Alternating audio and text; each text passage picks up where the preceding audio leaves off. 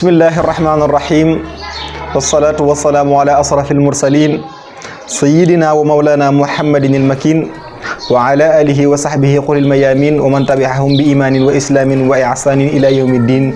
rabbi israh li sadri wa yassir li amri wahlul uqdatan min lisani yafqahu qawli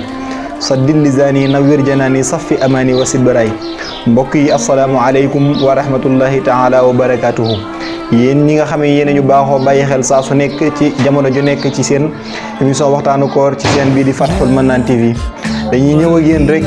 ci naafila ak bis bi tey xam nañu ñetteelu guddi ci weeru koor ku ci naafila juróom benn raka mu ne fatiha benn yoon ina ansalnaahu ñeenti yoon qul yaa ayyuhal kaafiruuna ñeenti yoon borom bi subhanahu wa taala dina ko bindal comme koo xamee ne goreel na junni ci ay jaam woddu junni ci ñoo xam ñu rafle la ba noppi leel junni ñoo xam ñu xiif la ba noppi dina mel ne ku fekk junni ñoo xam dañoo woor ba ngoon mu jox leen ndogu ak tuyaaba ji ci nekk nañ ko bindalit mbooleem limu njanaaw yi nga xam ñoo nekk ci àdduna bi ba noppi dinañ ko bindal tuyaaba ju toll ne mbooleem limu njanaaw yi nekk ci àdduna bi ak tuyaaba soxalaaw ak saalihiin yi ba noppi borom bi subhanahu wa taala du ko mbuugal ci biir bàmmeel te du ko fitnaal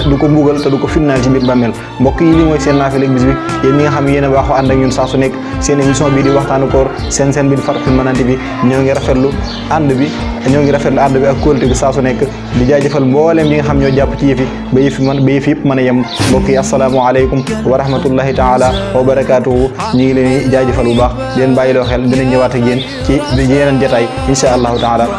jërë ngeen jëf